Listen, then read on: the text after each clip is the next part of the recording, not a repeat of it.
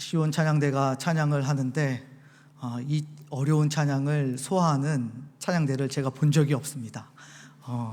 가면 갈수록 실력이 늘어가고 있고 또 정말 최고의 찬양을 하나님께 올려드리기 위해서 애를 쓰는 우리 시온 찬양대에게 다시 한번 뜨거운 마음으로 응원하고 또 감사의 메시지를 전합니다. 시더스 찬양대도 정말 이제 설교를 해야 되는데 목이 쉬었어요. 목이 쉬지 않도록 찬양을 하려고 애를 쓰는데 은혜가 너무 되다 보니까 저도 모르게 크게 찬양하게 되고 그러다 보니까 설교하려고 올랐는데 목이 쉬어있는 저를 발견하게 됩니다. 이 은혜 위에 은혜를 더해주시는 하나님과 함께 오늘 말씀에서도 큰 은혜 받고 돌아가실 수 있기를 바랍니다. 인간은 누구나 성장하고 싶어 합니다. 저도 더 성장을 하고 싶었는데 이 키에서 멈추게 되었습니다. 병원에 가서 물어보았습니다. 제가 크다가 멈췄습니다. 그러자 의사 선생님이 대답을 하시더군요. 다 큰 것입니다.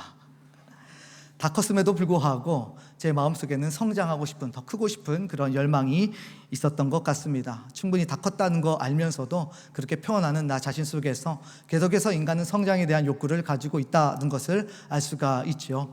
우리가 엘러퍼라고 하는 훌륭한 심리학자가 있습니다. 인간 존재 욕구, 또 관계의 욕구, 또 성장의 욕구, 이 세 가지를 이야기했던 사람인데요. 사람은 세 가지 이 욕구를 가지고 있다고 해요. 그래서 첫 번째 욕구가 바로 존재 욕구인데, 이 존재 욕구는 자신이 가장 안정적으로 삶을 살아가고 싶은, 의식주의 모든 문제들이 해결되어져서 내가 걱정 없이 살아가고 싶어하는, 안전하게 살아가고 싶어하는, 안정적으로 살아가고 싶어하는 욕구가 누구에게나 있다라고 하는 것을 알려줍니다. 그리고 이런 것들이 다 채워지고 나면 두 번째로 원하는 것이 있대요. 그것은 바로 관계의 욕구입니다. 인간은 하나님께서 사회적인 존재로 창조를 하셨기 때문에 자기 스스로에게 만족하지 않고 자신이 얼마나 잘 살고 있는지, 또 사회성 속에서, 사회 속에서 자신의 위치를 찾으려고 하는 그런 노력들이 있다라고 하는 것이지요. 그리고 안정적이고 그다음에 또 사회 속에서 인정을 받게 되어지면, 모든 것들이 충족되면 마지막으로 나아가는 욕구가 있는데, 그 욕구가 바로 성장의 욕구다라고 이야기합니다. 매슬로우가 이야기한 것처럼 마지막 단계인 자아 실현의 단계라고 볼 수가 있습니다. 그러다 보니까 사람은 멈춰 있을 수 있는 존재가 아니라 계속해서 자기 자신을 개혁하고 만들어가고 성장하고 싶어하는 욕구를 가진 존재인 것이지요. 성경적으로 보면 스스로 인간이 자아 실현할 수 있는 존재인가, 스스로 성장할 수 있는 존재인가에 대해서 굉장히 의구심을 표명합니다. 사도 바울은 인생의 말년에서 자신이 죄인 중에 괴수라고 고백을 하고 있습니다. 자기 스스로가 하나님 앞에서 성장하지 못하고 더 인간에 대해서 깊이 파면 팔수록, 더 인간 존재에 대해서 끊임없이 고찰하면 할수록 그 마음 깊숙한 곳에 자신이 죄인이라는 것밖에는 찾을 것이 없다라고 그렇게 사도 바울은 이야기를 했습니다. 그래서 성경은 오직 인간을 창조하신 하나님 앞에 서게 되어질 때, 인간이 자신을 창조하신 하나님 앞에 서게 되어질 때에만 비로소 인간다운 삶을 살 수 있다, 참 인간으로서의 삶을 살 수 있다라고 성경은 가르치고 있습니다. 에베소서 4장 13절 말씀입니다. 우리 함께 읽어볼까요? 시작. 우리가 다 하나님의 아들을 믿는 것과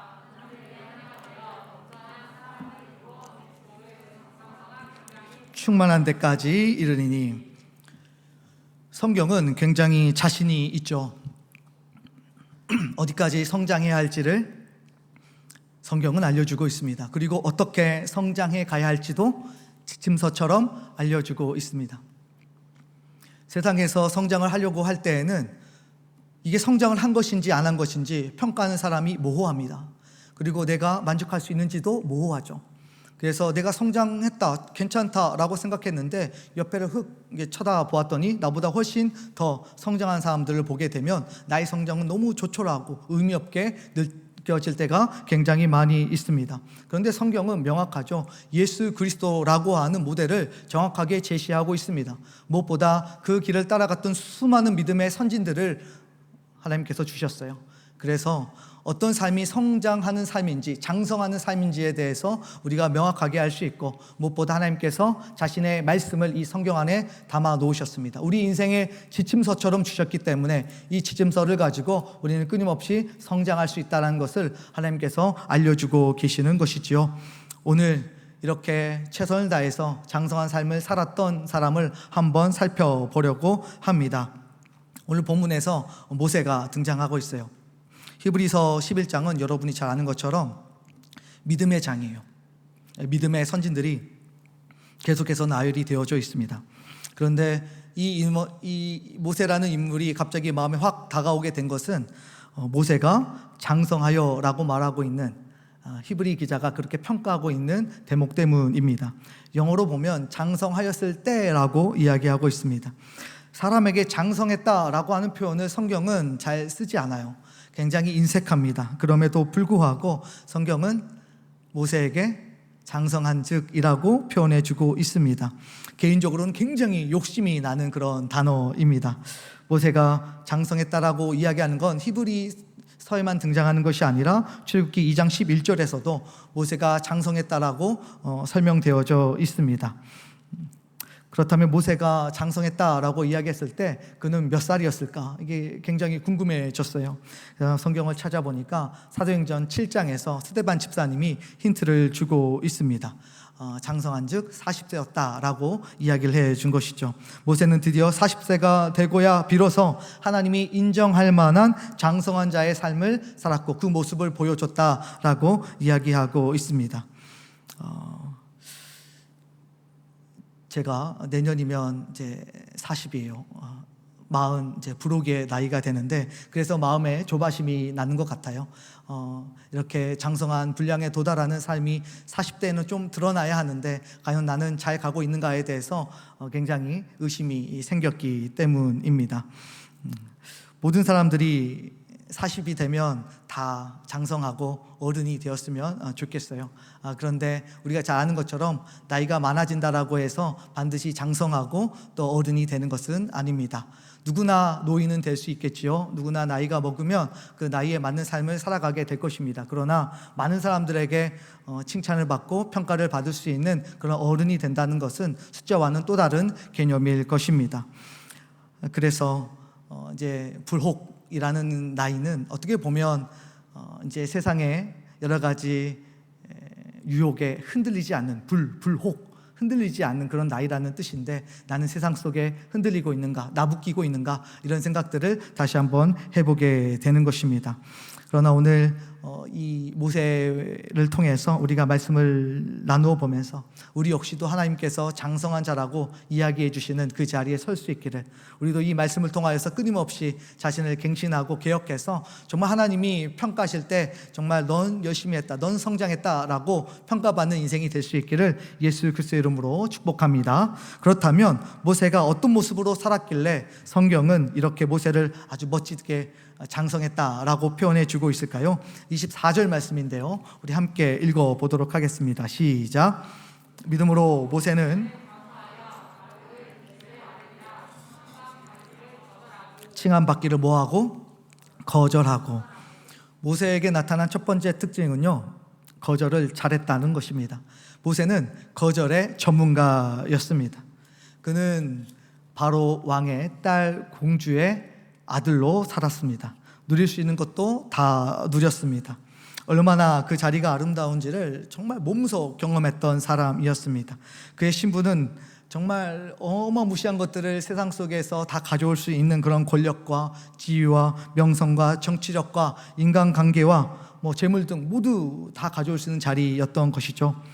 참 그 신분의 맛을 잘 알고 있는 그런 사람이었습니다. 그런데 그가 이제는 바로의 공주의 아들이라 칭함받기를 담대하게 거절했다라고 성경은 기록합니다. 자신이 가지고 있던 엄청난 권위들을 다 내려놓을 수 있는 그런 사람이었던 것입니다. 정말 넉나간 행동처럼 보이지 않습니까? 정말 다이아몬드 수저를 물고 태어난 그인데도 불구하고 그것을 모두 내려놓는다라고 한다는 것은 쉽지 않았을 것입니다.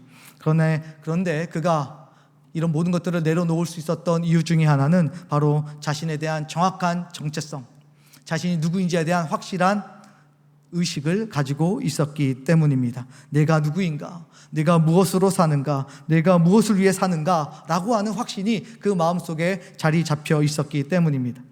그래서 출애굽기 2장 11절에 보면 후반절에 이렇게 기록하고 있어요. 애굽 사람이 한 히브리 사람 곧 자기 형제를 치는 것을 본지라. 잘 보면 자기 형제를 치는 것을 보았다라고 이야기해도 성경의 의미를 전달하기에는 충분합니다. 그럼에도 불구하고 히브리 사람이라는 동의어를 문맥 가운데다가 넣어서 설명하고 있습니다. 모세 스스로가 왜 그 엄청난 권위를 거절했는지에 대한 명확한 모범적인 답입니다. 히브리 사람, 히브리는 강을 건너 다니는, 옮겨 다니는 사람이라는 뜻이에요. 즉 나그네라는 뜻입니다. 그러니까 모세는 스스로 이 세상을 살아가면서 나그네라고 하는, 히브리인이라고 하는 개념에 대해서 마음에 품고 살았던 것을 볼 수가 있습니다.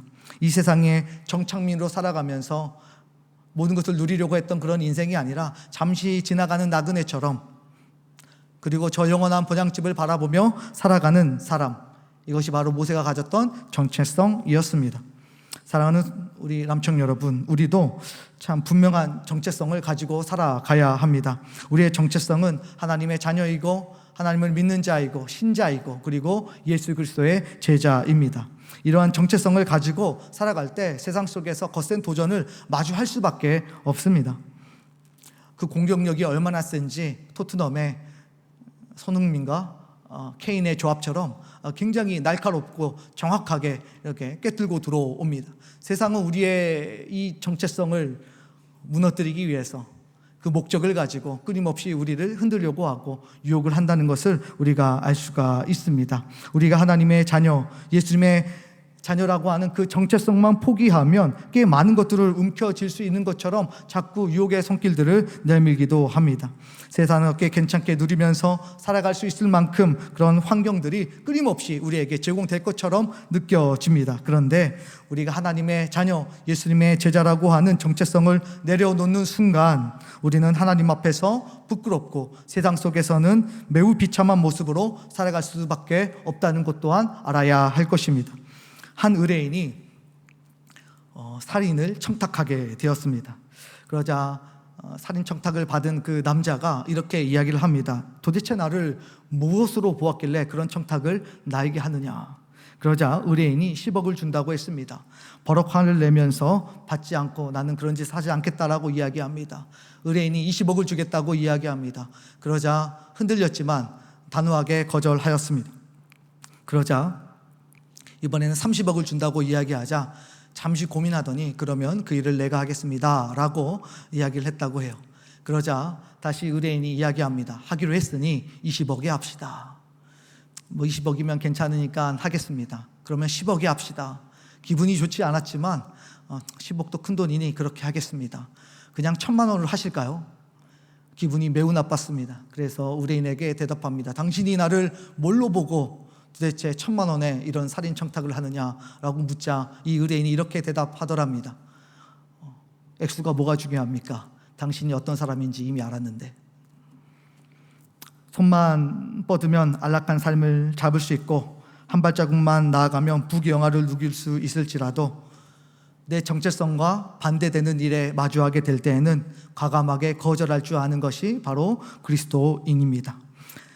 내 성경적인 지식과 양심과 정체성에 반하는 상황이 우리에게 강력하게 불어닥칠 때에 확고하게 선을 그을 줄 알고 거절할 줄 알아야 합니다. 이것이 바로 장성했던 모세의 모습이었습니다. 우리 역시도 이 모습을 닮아가야 합니다. 사랑하는 남청 여러분, 세상 앞에 당당하게 노라고 이야기할 수 있는, 선언할 수 있는 그런 모든 성도님들이 다 되시기를 축복합니다.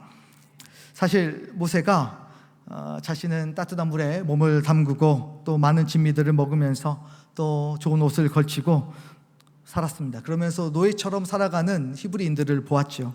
매일같이 보았습니다. 그래서 인생의 간극을 정확히 눈으로 목도했던 사람이죠. 이것도 경험해 보면서 히브리인들의 노예로 살아가는 모습을 보니까 봤을 때 저렇게 살아가고 싶지 않다라는 생각을 충분히 가질 수 있었을 텐데도 불구하고 어떻게 그 특권을 포기할 수 있었을까? 아무리 생각해도 미스테리였습니다. 저 같으면 그 권자를 포기하지 않고 히브리인들을 위해서 복지 증진에 최선을 다했을 것 같고, 그것이 더 실용적이고 또 하나님의 뜻처럼 여겨졌을지도 모르겠습니다.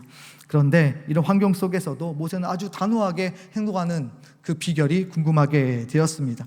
성경을 읽다 보니까 출애굽기 6장 20절에 그 답이, 또 재미있는 답이 발견이 되어졌습니다. 모세의 아버지는 아므람이고 엄마는 요게벳이죠. 처음부터 모세가 태어날 때부터 바로 왕은 히브리의 아들들을 다 죽이라고, 태어나는 아이들을 다 죽이라고 이야기를 했습니다. 그런데 그것을 거절했던 부모들입니다. 그러니까 처음부터 거절하는 부모 밑에서 태어났고 부모 밑에서 자라게 되었던 것이죠. 모세 유명한 전설이 하나 있습니다. 성경에는 나오지 않지만 전설이에요. 믿거나 말거나인데, 이 모세가 어렸을 때 굉장히 잘생기고 정말 천재였다고 합니다. 그래서 이 왕궁에 들어가게 되어지면 일을 하던 모든 신하들이 일을 내려놓고 지나가는, 아장아장 걸어가는 아이들을 바라보면서 정말 후광이 비치는 그런 모세를 찬양했다고 합니다. 그리고 얼마나 똑똑한지 다른 왕자들보다 훨씬 더 빠르게 그를 깨우치고 또 많은 지혜자들보다 더 지혜가 있었다라고 이야기를 해요. 그러다 보니까 왕의 사랑을 듬뿍 받았습니다. 그래서 하루는 왕이 그 모세 왕자를 불러다가 자기의 무릎에 앉히고 자기의 머리 위에 있는 왕관을 씌워주는 적이 있었다고 합니다. 그렇게 씌워주자 모세가 갑자기 머리에 있는 왕관을 손으로 집어들고 바닥에 던지더니 달려가서 그 왕관을 발로 밟더랍니다. 그러다 보니까 주위에 있었던 지혜자들이 이 모세라는 자는 나중에 왕권을 무너뜨리고 그 왕권을 발 아래에 둘 사람이기 때문에 이 어린아이지만 새싹을 잘라야 합니다 라고 이야기했다고 해요. 그 다음 이 왕이 마음에 근심하다가 신하들과 함께 이야기한 후에, 만약 여기에 금은보화를 두고 오른쪽에는 뜨거운 화로를 둔 다음 이 모세가 잡는 것에 따라서 결정을 하자. 만약 모세가 금은보화를 선택하게 되면 이 아이는 굉장히 똑똑한 아이이기 때문에 이 자녀를 반드시 그 자리에서 죽여야 할 것이고, 만약 화로를 잡으면 굉장히 무지한 자이기 때문에 근심할 것이 없다. 그래서 이제 출발을 시켰는데 모세가 당연히 어린아이니까 금은보화를 향해서 달려가지 않겠습니까? 가가지고 모세가 금은보화를 딱 잡으려고 하자 하나님께서 가브리엘 천사를 통하여서 화로 쪽으로 밀었고, 모세는 화로에 그 뜨거운 석탄 같은 것을 잡았다고 해요. 잡은 후에 뜨거워서 그 손을 입에 넣었는데 입 천장이 다 되게 되면서, 원래 말도 굉장히 잘했던 사람인데 모세가 말이 어눌하게 되어졌다라고 하는 전설이 있습니다. 그래서 성경 안에서 모세가 그렇게 똑똑하고 잘났는데 왜 말이 어눌할까라는 생각을 했는데, 그런 전설에 따르면 입에 화상을 입어서 그런 일이 발생했다고 합니다. 어쨌든 이거는 전설이니까, 어쨌든 모세는 왕관을 집어 던질 만큼 어린아이지만 그런 모든 모습들에 있어서 거절할 줄 아는 그런 반골 기질을 가지고 살아왔다는 것을 알 수가 있습니다. 모세처럼 세상의 흐름에 끌려가지 않고 어떤 역경에서도 바른 길을 선택하고 나아갈 줄 아는, 세상의 모든 것들을 수용하며 살아가는 것이 아니라 잘못된 것들에 대해서는 반골 기질을 가지고 쳐내면서 살아갈 수 있는 우리 모든 청년들이 되었으면 좋겠습니다. 하나님의 경외함으로 세상 앞에 단호하게 노라고 거절할 수 있는 그런 한 사람이 공동체의 분위기를 바꾸게 될 것입니다. 하나님께 나아가는 데 있어서 방해되어지는 것들, 내가 하나님의 자녀로 살아감에 있어서 나에게 저의 요소가 되어지는 것들, 그리고 세상의 수많은 유혹들을 알면서도 우리가 그것에 손잡고 타협하지 아니하고 단칼에 잘라서 거절할 수 있는 그런 거절의 전문가들이 다 될 수 있기를 소망합니다. 문제는 거절하라고 하니까 자꾸 세상에 잘못된 것, 하나님과 관계를 끊어지게 만드는 것들에 대해서 거절해야 되는데 자꾸 하나님의 뜻을 거절하고 자꾸 목사님의 순수한 의도와 따뜻한 마음을 거절하는 일들이 발생하고 있습니다. 여러분, 피하 식별을 확실하게 할 수 있기를 바랍니다. 하나님께서는 여러분들에게 생명을 주시고 구원을 주시고 영생을 주시는 그런 분인데, 그분의 뜻에 따라서 살아가는 삶에 대해서 마음을 활짝 열고 세상 여러분을 무너뜨리고 상처 주고 죽음으로 이끌어가는 이런 세상의 모든 유혹들 속에서는 담대하게 거절할 수 있는, 그렇게 피하식별을 분명하게 하고 걸어가는 여러분이 되었으면 좋겠습니다. 두 번째로 25절 말씀인데요, 함께 읽어보겠습니다. 시작. 도리어 하나님의 백성과 함께, 둘째, 잠시 죄악의 낙을 누리는 것보다 하나님의 백성과 함께 고난받기를 더 좋아했다라고 성경은 기록하고 있습니다. 세상에 고난을 받는 것이 좋은 사람이 누가 있겠습니까? 그러나 하나님이 주신 마음을 가지고 고난에 참여하는 것이 복되다고 여겼던 모세입니다. 잘 보면 더 좋아하고 라고 이야기하는 것에서 큰 힌트를 얻을 수가 있습니다. 우리는 세상을 좋아해요. 우리도 노래방 가서 노래하는 것도 꽤 괜찮다라고 생각하고 마음의 즐거움이 찾아오고요, 스트레스도 풀리고, 영화 보면서 눈물도 흘리고, 책을 보면서 감동하기도 하고, 드라마를 보면서 사랑의 연애세포가 싹이 트기도 합니다. 이런 것들을 좋아하지 않지는 않습니다. 그러나 이 세상의 모든 것들이 좋다라고 할지라도 우리를 사랑하신 예수 그리스도보다 더 사랑할 수는 없는 것입니다. 그러니까 무엇을 더 좋아하느냐의 싸움이라는 것을 우리가 알아야 합니다. 유한한 인생 가운데 가장 가치 있는 것이 무엇인지 아는 사람은 더 좋아하는 것을 선명하게 지키면서 살아가게 된다는 것입니다. 참된 그리스도인은 좋아할 것을 더 좋아합니다. 이 좋아하는 것들을 놓치면서 살아가는 것은 큰 아쉬움이죠. 그런데 그 아쉬움을 넘어서서 우리가 예수 그리스도를 더 좋아하고 교회를 더 사랑하며 살아갈 때, 그때서야 바른 삶의 질서가 형성되고 그 안에서 세상이 주는, 하나님이 일반 은총 가운데 묻어주신 놀라운 풍요로운 즐거움들을 그제서야라야 충분하게 느끼면서 풍성하게 누리면서 살아갈 수 있다는 것을 알 수가 있습니다. 하나님의 백성으로서 세상의 즐거움도 좋지만 교회를 더 사랑해야 되고 하나님을 더 사랑하면서 살아가게 되어질 때, 여러분이 하나님께서 주신 놀라운 것들을 풍성하게 누리면서 살아갈 수 있다는 것이죠. 사역을 하면서 고등학교 3학년 아이와 함께 씨름을 한 적이 있어요. 이 아이가 해외에 살고 있는데, 이 아이가 NCT라고 아세요? 남자 그룹인데 SM에서 나왔다고 해요. 저도 몰랐는데 그 친구 때문에 찾아보게 되었습니다. 근데 NCT가 해외 순방을 하면서 주일날 콘서트를 하게 된 것입니다. 이 아이가 고민에 빠졌어요. 그리고 이 아이가 아주 머리를 쓰기 시작합니다. 내 편을 만들어야겠다. 그래서 이 콘서트에 가기 위해서 부모님들을 섭외하고, 부모님들이 목사님에게 이야기해서 나 콘서트 가는 것이 죄책감에 휩싸이지 않도록 도와달라라고 이야기해서 부모님들이 저에게 와서 이야기하기 시작했습니다. 가만히 듣고 있으니까 화딱지가 나기 시작해요. 예배하는 시간에 예배 시간을 빼먹고 NCT 콘서트를 간다는 게 도무지 납득이 안 되는데 이거를 어떻게 설명해 줘야 될까? 근데 너무 어리니까 이 아이의 영혼을 보호하기 위해서 다녀오라고 했습니다. 그런데 가면서 콘서트 열심히 참석하면서 한 가지만 생각해서 답을 가져오라고 이야기했습니다. NCT가 좋냐? 예수님이 더 좋냐? 둘 다 좋은데 누가 조금 더 좋은지, 51% 좋은 게 누구인지 답을 찾아서 다음 주까지 가져와라. 그리고 다녀와라. 그 청년은, 그 고3짜리 아이는 안타깝게도 NCT 콘서트에 가서 재밌게 즐기지 못했습니다. 뛰는 순간마다 죄책감이 마음을 눌렀기 때문입니다. 시간이 돼서 돌아와서 목사님 죄송합니다 이야기해요. 뭐가 죄송한데? 이랬더니 답을 합니다. 내 마음의 본질을 알게 되었습니다. 내가 조금 더 좋아하는 게 누구인지를 알게 되었습니다. 예수님보다 내가 NCT를 조금 더 좋아했다는 것에 대해서 제가 부인할 길이 없습니다. 왜냐하면 제가 콘서트를 참여했기 때문입니다. 사람은 좋아하는 것을 마음속에 두고 또 좋아하는 것에 결정을 내립니다. 아무리 스펙이 좋은 남자가 있다라고 할지라도 그 남자보다 내 마음이 끌리는 남자에게 내 마음을 허락하기 때문이죠. 마찬가지입니다. 세상의 현실 속에서 바라보면 내가 누구에게 더 마음을 주고 살아가고 있는지 분명하고 선명하게 알 수가 있습니다. 우리는 예전에 천만 관객의 변호인이라고 하는 영화를 저는 참 재미있게 보았는데 저뿐만 아니라 많은 사람들이 환호하면서 보았습니다.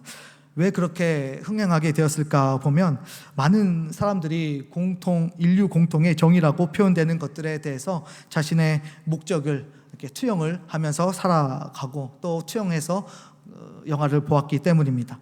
하물며 인류 공통의 참 진리와 정의가 되시는 예수 그리스도는 그 무엇과도 비교할 수 없는 그런 탁월함을 가지신 분이십니다. 무엇보다 아무런 자격과 자질이 없는 나를 위해서 십자가를 지시고 골고다 언덕까지 올라가신 그 예수님, 아무도 사랑하지 못했던 나를 끝까지 사랑해 주시며 안아주셨던 그 예수님보다 세상에 좋아할 만한 것이 도대체 무엇이 있습니까? 이성적으로 아주 날카롭게 아주 냉정하게 비교 분석하고 판단해보는 과정이 우리에게 반드시 필요합니다. 이 이성적인 고찰이 끝난 다음에 감정적으로 접근하는 것이 아니라 이성적으로 확실하게 무엇이 가치 있고 내가 훨씬 좋아하는 것이 무엇인지에 대해서 우리가 차분하게 논의한 그 다음에, 그 판단이 선 다음에 비로소 나의 선택과 결정이 현실 속에서 힘을 발휘하게 된다는 것입니다. 하나님은 세상에 살면서 반드시 선택을 강요하시는 순간들을 우리에게 주십니다. 마치 고등학생이 NCT 콘서트에 참석해야 되는지 안 해야 되는지 고민을 했던 것처럼 말이죠. 그때 우리는 무엇을 선택할 것인가? 과연 예수님과 함께 고난 받는 자리를 선택할 것인가? 아니면 수백 번 생각해도 이것은 아니다라고 하고 세상 속으로 갈 것인가? 우리는 끊임없이 생각하게 되어지고 결정을 내려야 할 때가 찾아옵니다. 그런데 안타까운 것은 확신이 없어요. 목사로 살아가면서도 나 자신에 대해서 확신을 가질 수 있는 영역들이 많이 없습니다. 왜냐하면 저 스스로도 무너진 적이 한두 번이 아니기 때문이죠. 그래서 나를 이제 신뢰하기에는 양심의 가책을 느껴요.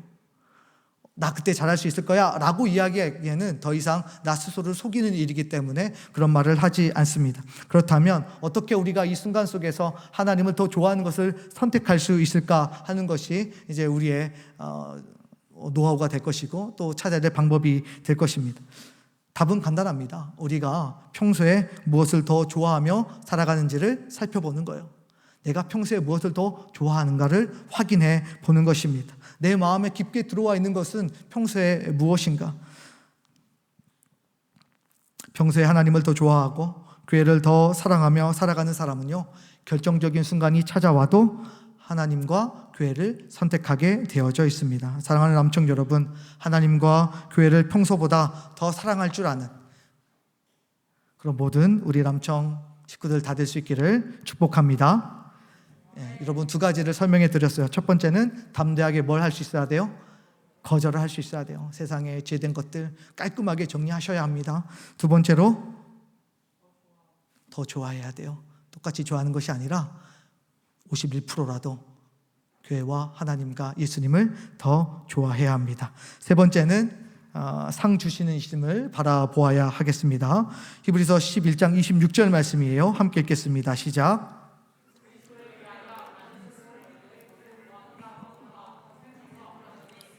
이는 상 주심을 바라봄이라. 아멘. 모세만큼 값진 진주와 보화들에 대해서 아는 사람이 얼마나 되었을까요? 그러나 모세의 눈에는 진정한 보물이 무엇인지에 대해서 정확하게 보였던 것 같습니다. 이 세상에서 없어져 버릴 반짝거리는 보배보다 진짜 보물 되시는 예수 그리스도가 그의 눈에는 다가왔습니다. 그는 하나님의 상이 물질적인 것이 아니라 생명 되신 예수 그리스도를 위해서 받는 수모 그 자체가 재물이고 보화라는 마음을 가지고 살았습니다.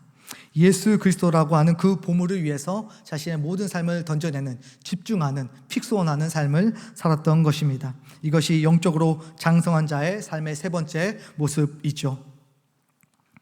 우리 예수님도 얼마나 편안하고 안락한 삶을 살아갈 수 있으셨습니까? 그런데 한 번도 그 길을 걸으신 적이 없습니다.